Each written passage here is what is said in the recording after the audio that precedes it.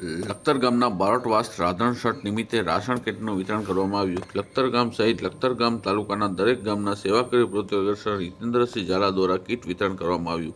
હાલમાં શ્રાવણ માસ ચાલી રહ્યો છે ત્યારે શિવલિંગ પૂજન, અર્ચના, આરતી, કીર્તન, ભજન સહિત દાન પુણ્ય કરવામાં પણ અતિ મહત્વ છે. ત્યારે હાલ સાતમ આઠમના તહેવાર ચાલી રહ્યા છે.